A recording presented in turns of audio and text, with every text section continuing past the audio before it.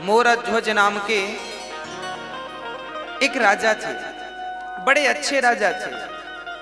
उनका नियम था कि दान करके ही भोजन ग्रहण करते थे। और याद रखना मेरी मां, हम हिंदुओं का धर्म यह है कि हम जब रोटी बनाएं तो पहली रोटी नियम से गौ माता की निकालें। हम हिंदुओं का कर्तव्य है कि हम आखिरी रोटी कुत्ते को निकालें। हमारा कर्तव्य है कि हम अपने घर से एक थाली भोजन दीन दुखी और गरीबों को खिलाएं। पहले जब हम भोजन करते थे हमारे भारत में, तो हमारे बाप दादा बाहर निकलकर देखा करते थे कि हमारे द्वार पर कोई बैठा तो नहीं है। अच्छा, पहले के घर ऐसे बनते थे कि घर के बाहर बैठने की एक पट्टी होती थी। पुराने घर ऐसे ही बनते थे कि कोई भी आके बाहर बैठ जाता था, और हम लोग भी बाहर कभी कभी घर वाले भी बैठते थे, बातें होती थी, चर्चाएं, सत्संग। तो पहले हर घर में ऐसा व्यवस्था थी कि बाहर बैठने की एक पट्टी हुआ करती थी, पक्की। पर्ची बोलते थे बाहर, आंगन बोलो, आंगन अलग है, पर्ची बोलते थे, होती थी। जब आप भोजन करने बैठे तो बाहर निकलकर जरूर देखें कि आपके बाहर कोई है तो नहीं भूखा। ऐसा तो नहीं कि आप अंदर भोजन कर रहे हैं और बाहर कोई आपके घर पे ही भूखा बैठा है। आपके द्वार पर कोई भूखा बैठा है, उसके पेट भरने की जिम्मेदारी आपकी है। ये हमारे भारत का धर्म है, हमारा धर्म है, हमारे वेद यही सिखाते हैं। इसलिए अपनी एक थाली आप कभी जाया करो गरीबों के बीच में। इसलिए यहां अन्न क्षेत्र बंटता है कि एक थाली आप किसी को बाहर आपके कोई मिले ना मिले, एक एक थाली करते करते आपके 365 दिन में आपकी 365 थालियां हो गई। इसलिए यहाँ एक बार अन्न क्षेत्र में आप एक बार अन्न क्षेत्र कराते हैं तो एक साथ 2000 साधु भोजन कर लेते हैं, एक साथ सब लोग खा लेते हैं। तो रोज रोज नहीं खिला पाओ, तो इसलिए अन्न क्षेत्र होता है कि आप सभी को अपने हाथ से प्रसाद बांटे, अन्न क्षेत्र दें।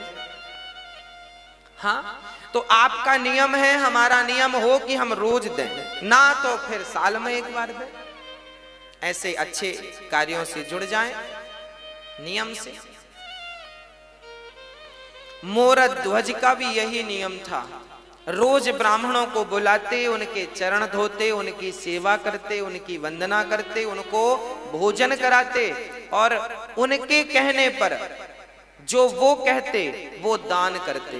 दान अपने मन से नहीं करते थे, ब्राह्मण से पूछते थे आपको क्या चाहिए, जो वो कह दें वो दान करते थे। वो कहें कि हमें गाय चाहिए तो गाय दान कर देते थे, वो कहें हमें सोना चाहिए सोना दान, वो कहें हमारे रहने को घर नहीं है तो जमीन दान कर देते थे। राजा थे, ब्राह्मणों से पूछ कर दान करते थे आपको उनके मन का। ऐसे सत्यनिष्ठ राजा मोरध्वज, इनका डंका बजने लगा पूरे दुनिया में। इनके जैसा राजा, इनके जैसा दानी, इनके जैसा धर्मनिष्ठ ना भूतो ना भविष्य।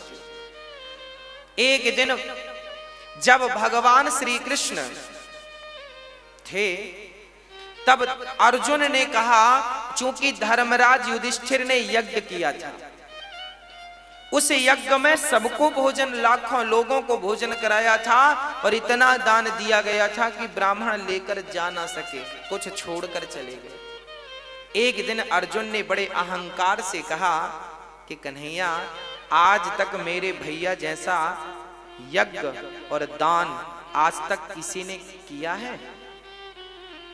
तो भगवान है। जब अर्जुन ने कहा कि मेरे भाई युधिष्ठिर जैसा यज्ञ, इनके जैसा है कोई धर्मात्मा दानी, तब भगवान मुस्कुरा के बोले, अर्जुन तुम्हारे भाई का नाम तो दानियों में सबसे नीचे है। अब अर्जुन को बड़ा बुरा लगा, इतना दान करने के बाद भी लिस्ट में नीचे नाम। तो अर्जुन ने कहा, फिर ऊपर किसका नाम है? भगवान ने कहा आप अर्जुन तुम मत सुनो, अपना काम करते रहो। नहीं नहीं प्रभु बताओ ऊपर नाम किसका है? तब भगवान ने कहा सबसे ऊपर नाम है मेरे प्यारे भक्त मोरध्वज का। अर्जुन को बड़ा बुरा लगा। अर्जुन को लगा कि मेरे भाई से बड़ा दानी, उनको डाउट था कि मेरे भैया से बड़ा दानी हो नहीं सकता।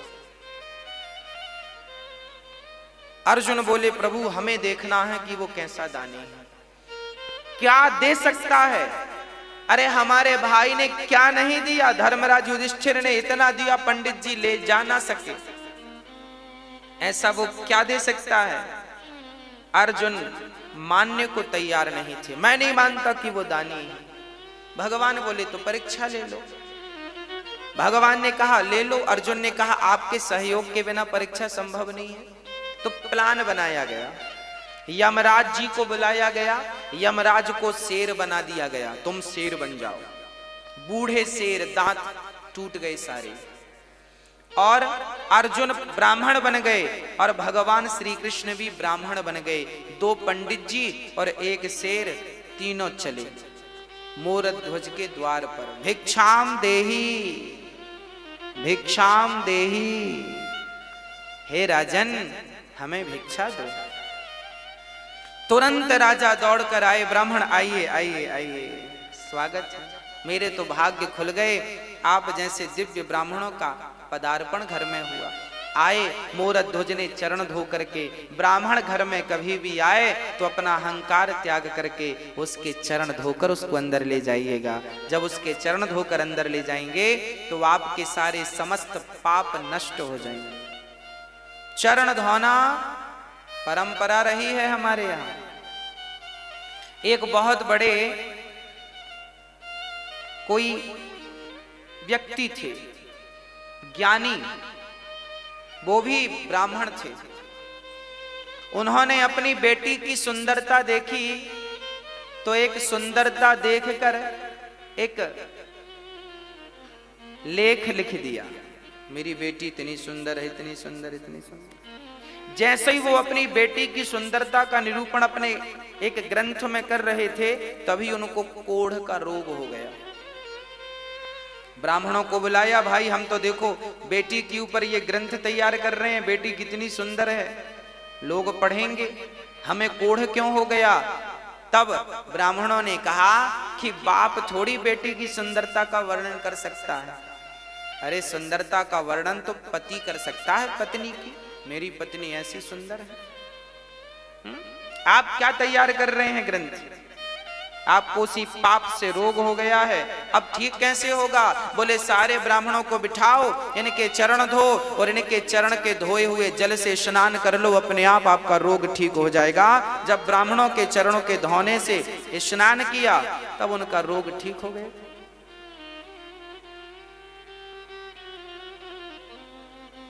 भगवान श्री कृष्ण भी सुदामा जैसे ब्राह्मणों के चरण धोए कि नहीं? हाँ या ना? वो तो भगवान थे ना। भगवान को क्या जरूरत थी ब्राह्मण के चरण धोने की? अरे ब्राह्मण तो खुद पांव पड़ते हैं भगवान के, ब्राह्मण तो खुद भगवान के चरणों की धूल मस्तक पर रमाते हैं, ब्राह्मण तो खुद अपने आंसू बहाते हैं भगवान को पाने के लिए। उस परमात्मा के लिए हम रोते हैं और वो हमारे चरण क्यों धोएगा? क्योंकि भगवान कहते हैं अतिथि देवो, यदि मैं ही इस मर्यादा का पालन नहीं करूंगा कौन करेगा? इसलिए भगवान ने ब्राह्मण सुदामा के चरण खुद धोए हैं और फिर उन्हें भोजन कराया है। आपके घर कभी ब्राह्मणों को बुलाना भोजन पर तो सबसे पहले उनके चरण धोना और चरण धोकर ही उन्हें भोजन पर बिठाना, भोजन कराना। आजकल तो 13ही बरसी में भी लोग पांव नहीं धुलते। आप अपने माता पिता की 13ही करते हो ना, बरसी करते हो ना, तो आज के बच्चे तो इतने एडवांस हैं, वो पांव धुले क्यों? क्योंकि वो तो बड़े साहब हैं, पांव धुलने में शर्म आएगी, काहे धुलेंगे पांव? अरे भैया, ब्राह्मणों के चरण को जब आप धुलते हैं तो ब्राह्मणों के चरणों को धुलने में जितना पानी खर्च होता है वही पानी तुम्हारे पूर्वजों को पानी प्राप्त होता है पीने के लिए रास्ते में। मैं मरूंगा तो मैं भी वही पानी पीऊंगा जो मैंने ब्राह्मणों के चरणों को धो करके बहाया है, वही पानी मुझे पीने को मिलेगा। आप भी मरेंगे तो आप भी प्यासे मर जाएंगे यदि कभी ब्राह्मणों के चरण नहीं धोए तो।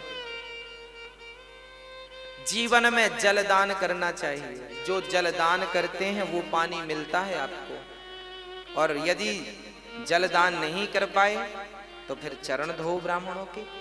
इसलिए 13 में चरण धोए जाते हैं। ब्राह्मण 13 ब्राह्मण के चरण धोकर बिठाया जाता ना प्रसादी के लिए। अब ये परंपराएं बंद हो गई हैं, लगभग सब मॉडल हो गए हैं, सब बड़े बन गए हैं, छोटा कोई बनना नहीं चाहता आजकल। आज एक बार कोई व्यक्ति बड़ा हो जाए उसके बाद छोटा नहीं बनना चाहता, वो कहता मैं तो खुद बड़ा हूं। गलत बात है। बड़ा वो नहीं है जो अपने आप को बड़ा बनाए और समझे, बड़ा वो है जो अपने आप को बिल्कुल मसक समान रूप कपिधरी अति लघु रूप पवन सुत लीन्हा। हनुमान जी लंका गए, बड़े बनकर नहीं गए, छोटे बनकर गए।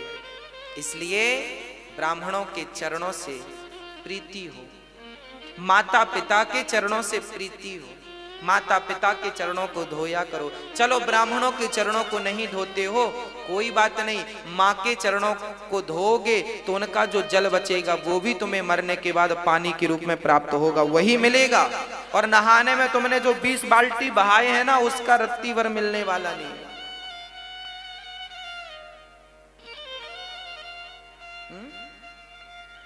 गौ माता को जो पानी पिलाया है वो पानी भी आपको प्राप्त होगा। जरूरतमंदों को जल का दान दिया है वो भी जल आपको प्राप्त, जो दिया है वो मिलेगा, सीधी बात।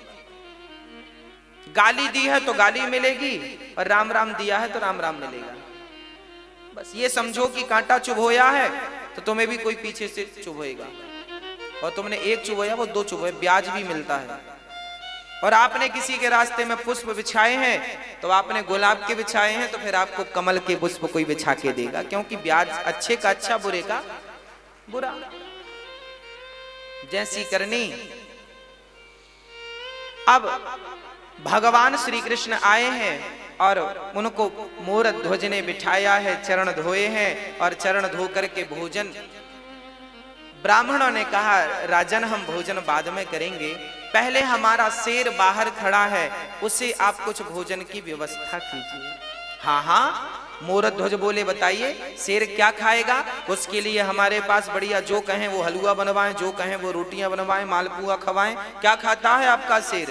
ब्राह्मण कहते हैं राजन हमारा शेर तो देखो सभी शेरों की तरह वो मांसाहार करता है, मांस खाता है। अच्छा, मोरध्वज बोले कोई बात नहीं हम मांस की व्यवस्था कर रहे हैं। अच्छा कहां से मांस लाओगे? बकरे को मारोगे? ना ना ना। गाय को मारोगे? ना। राम राम राम राम राम। फिर मुर्गी को मारोगे? ना ना ना ना। फिर किसी प्रजा को मारोगे? ना ना, प्रजा तो भगवान है उसे क्यों मारेंगे? मोरध्वज से भगवान ने कहा फिर तुम कहां से मांस लाओगे?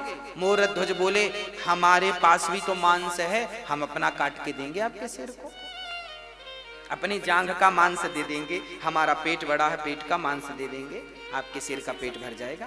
देखो एक राजा, वो राजा क्या उसके राज्य में बकरा बकरी नहीं थे? कह देता बकरे को ले लो, बकरा देता हूं मैं। ना, जीव हत्या पाप है, अहिंसा ही परमो धर्म। हम किसी की हत्या नहीं करेंगे, अपना मांस काट के देंगे। शिवी ने भी अपना मांस काट के एक कबूतर के लिए दिया था। मोरध्वज बोले अपना, ब्राह्मण बोले सुनो आपका मांस हमारा शेर खाएगा ही नहीं। क्यों? बोले आप बूढ़े हैं ना, आपका मांस कठोर हो गया है, और हमारा शेर जो है उसके दांत गिर गए हैं, बुढ़ा हो गया है, कोमल कोमल मांस खाता है।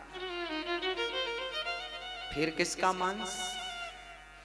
ब्राह्मणों ने कहा पहले संकल्प लो, दान लेने के पहले संकल्प ले लिया, जो मांगेंगे दोगे। मोरध्वज ने कहा दिया। तो सुनो, आपका बेटा है। हाँ हाँ है, ताम्रध्वज, मोरध्वज का बेटा ताम्रध्वज। अभी उसकी उम्र थी लगभग 5-6 वर्ष की, और अभी 5-6 वर्ष पहले ही हुआ है। अभी बुढ़ापे में बेटा हुआ था, कोई संतान थी नहीं मोरध्वज की। बुढ़ापे में पुत्र का सुख मिला है। ब्राह्मणों ने कहा कि आपका बेटा है, हमें अपने शेर के लिए आपके पुत्र का मांस चाहिए। बच्चे का मांस बड़ा कोमल होता है, वो बड़ी आसानी से खा लेगा। आप जल्दी से अपने बेटे को लाइए और उसे खड़ा करिए। और सुनो, हमारे शेर के दांत गिर गए हैं तो मांस फाड़ नहीं सकता, इसलिए आप दोनों पति पत्नी अपने बच्चे को बीच से आरे से चीर करके फाड़िए और फाड़ करके मेरे शेर को डालिए। अब तो राजा दंग रह गए। राजा कुछ समझ ना पाए। एक पिता एक माँ अपने बेटे को वारे, चलो बेटे का दान तो बहुत लोगों ने किया है, पर बेटे को वारे से चीरना, और उस बेटे को जो एक ही बेटा हो, बड़ा लाड़ प्यार का बेटा हो। अब तो राजा का दिल जोर जोर से धड़कने लगा।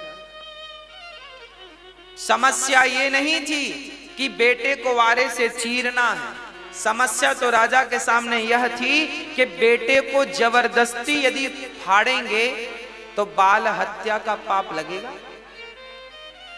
किसी को जबरदस्ती मारेंगे तो पाप नहीं लगेगा। तभी देखो हमारे यहां धर्म कैसा है।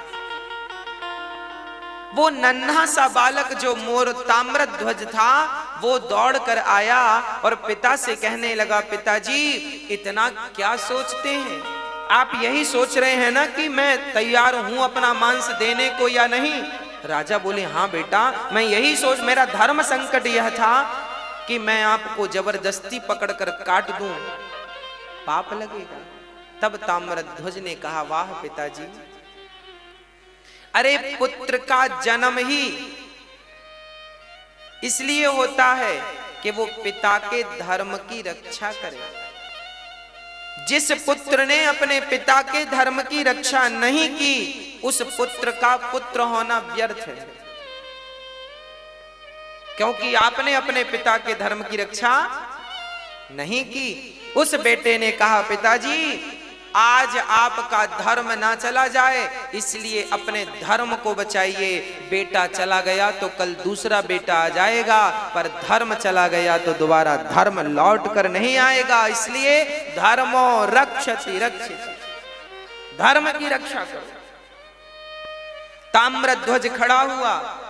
राजा ने आरा लकड़ी चीरने का आरा पकड़ा, पर रानी मां उसे तैयार करना बड़ा कठिन है। जब राजा ने कहा कि हमने ब्राह्मणों को वचन दिया है कि अपने पुत्र का मांस शेर को खिलाएंगे, पत्नी से कहा, क्या तुम इस धर्म में मेरा सपोर्ट करोगी?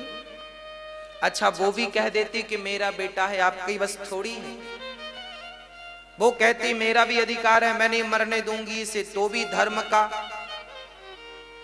फिर भी राजा अपने वचन को पूरा नहीं कर सकते थे। पर देखिएगा, तब का पति, तब की पत्नी और तब के पुत्र कैसे हुआ करते थे। पत्नी ने कहा, स्वामी जी आप अपने धर्म की रक्षा कीजिए, मेरे तो ऐसे 100 बेटे आपके धर्म के लिए बलिदान हैं, कुर्बान हैं।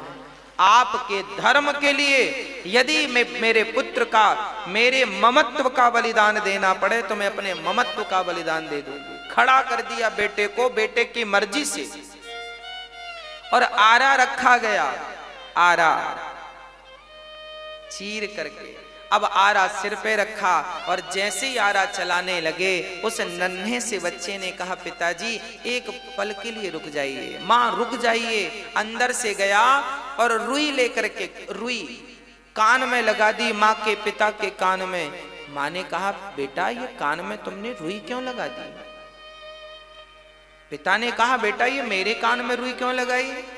तब उस नन्हे से ताम्रध्वज ने कहा, पिताजी, माँ जी, जब आप आरा चलाओगी ना तो हो सकता है मैं दर्द के मारे चीखूं, हो सकता है मैं चिल्लाऊं, पर माँ मैं कितना भी चीखूं, मैं कितना भी चिल्लाऊं, मैं चाहता हूं कि मेरी चीख आपके कान तक ना जाए, इसलिए मैंने रुई लगा दी, क्योंकि कान तक मेरी चीख चली गई तो आप आरा चलाना रोक दोगे, और आरा चलाना रुक गया तो आपका धर्म ही संकट में पड़ जाएगा। और मैं नहीं चाहता कि मेरी कोई चीख आपके धर्म पर कोई बाधा बने, रुकना नहीं चाहिए आरा। बस खड़े हो गए ताम्रध्वज, आंख कानों में रुई लगाई, और वो माता पिता अपने धर्म की रक्षा के लिए अपने पुत्र को ही बीच से चीर दिया। देखते देखते खून की पिचकारियां निकलने लगीं, कभी वो माँ के मुंह को भिगाए तो कभी पिता के मुंह को भिगाए, और वो पिचकारियां निकलती जा रही हैं और आरा चलता जा रहा है। ये भारत की सत्य घटनाएं हैं, ऐसा हुआ है, ऐसा भारत था हमारा। दर्शन करो इस भारत का, ऐसा भारत कि धर्म के लिए पुत्र तैयार हो गया, और धर्म के लिए माँ बाप ने बच्चे को आरे से, चूंकि वचन दे दिया था कि मैं आपको, आपके शेर को मांस दूंगा, 2 भागों में काट दिया। अब रानी रोने लगी, अब बच्चे को जब देखा तो रोने लगी। ब्राह्मणों ने कहा खबरदार, यदि आप रोए तो हमारा शेर मांस खाएगा नहीं, चला जाएगा भूखा, आपको रोना नहीं है। अब देखो, माँ ने बेटे को आरे से चीरा है, बेटा मर गया है, पर शर्त यह है कि इसके मरने पर रोना नहीं। अरे रोकर ही अपना दुख कम कर लेती वो माँ, पर रोने में भी पाबंदी लगा दी। ब्राह्मणों ने कहा इसका दायां भाग उठाकर मेरे शेर को डाल दो और बायां भाग ले जाकर फेंक दो। तब उस मां की आंखों से एक आंख से आंसू निकल गए। ब्राह्मणों ने कहा मां रोई क्यों? तब कहा उस मां ने, मेरे पुत्र का एक अंग तो आपके काम आ सका, पर दूसरा अंग आपके काम ना आ सका, इसलिए आंखों से आंसू निकल आए। शेर ने उस मांस को खा लिया और अब ब्राह्मण बड़े प्रसन्न हुए। ब्राह्मणों ने कहा राजन, अब हमें भी भूख लग रही है, अब हमें भोजन परोसो। राजा रानी ने थाल लगाई और ब्राह्मणों को परोसा, और ब्राह्मण जैसे ही रोटी तोड़कर अपने मुंह तक ले गए, वापस रख दिया। ब्राह्मणों ने कहा राजन, हम आपके घर भोजन नहीं करेंगे। क्यों नहीं करेंगे? क्योंकि आप हत्यारे हैं। कौन सी हत्या? आपने अभी अभी अपने बच्चे को मारा, और हत्यारों के घर हम भोजन नहीं करते। ये कहकर ब्राह्मण जाने लगे, तब मोरध्वज चरणों में गिर पड़ा। महाराज, मेरे घर से अतिथि भूखा चला जाएगा तो मेरे जीवन भर की भक्ति, जीवन भर का पुण्य आज बेकार हो जाएगा। ब्राह्मण देवता, मेरे घर से आप भूखे ना जाइए, आप भूखे ना जाइए। ब्राह्मणों ने कहा आप हत्यारे हो। अरे मोरध्वज ने कहा मैंने हत्या नहीं की, आपने ही तो कहा था। हमने कुछ नहीं, हम नहीं जानते। हमने कहा जरूर था, पर आपने तो हत्या की है, तो हत्या का तो पाप लगेगा, और तुम जैसे बाल हत्यारे को घर हम भोजन करेंगे। ये कहकर जाने लगे। तब मोरध्वज ने विचार किया, बात तो सही है, मैंने अपने धर्म की रक्षा के लिए अपने माथे पर पुत्र की मृत्यु का कलंक ले लिया।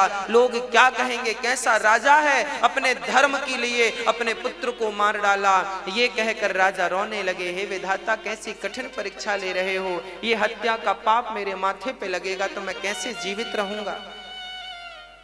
ये कहकर कि राजा मूर्छित हुए, और जब होश आया तो उन राजा ने कहा, हे विधाता, हे ईश्वर, यदि मैंने आज तक सपने में किसी का दिल ना दुखाया हो और मेरे घर से कोई अतिथि आज तक संतुष्ट होके ना गया हो, मैंने सदा संतुष्ट करके भेजा है सबको, आज तक यदि मेरी सेवा पूजा से आप प्रसन्न हैं तो हे नाथ मुझे इस धर्म संकट से उबारिए।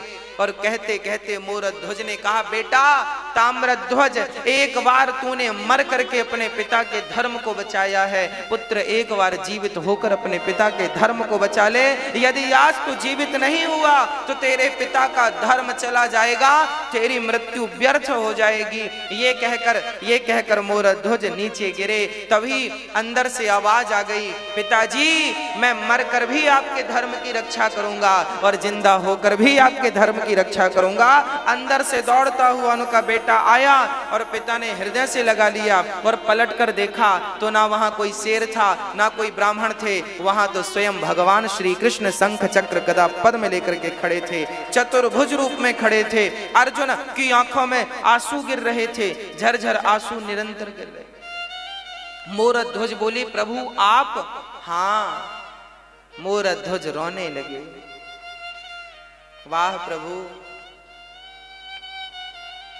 क्या आपको भी मुझ पर भरोसा नहीं था जो आप मेरी परीक्षा लेने चले आए? अरे कम से कम आपको तो भरोसा होना चाहिए था। भगवान रोने लगे, मोरध्वज यदि मैं सबसे कहता कि तू सबसे बड़ा दानी है तो कौन मानता, पर आज तूने साबित करके सिद्ध करके दिखा दिया कि इस धरा पर, इस सृष्टि पर आपके जैसा दानी ना भूतो ना भविष्यति, ना हुआ था ना हुआ है ना कभी होगा। अब तो हृदय से लगा लिया भगवान ने। और अर्जुन तो बड़े शर्मिंदा हो गए जो अपने भाई युधिष्ठिर को दानी कह रहे थे। आज इन्हें पता लगा कि ये दानी नहीं, मोरध्वज दानी। हाँ, मोरध्वज जैसा कोई दानी नहीं।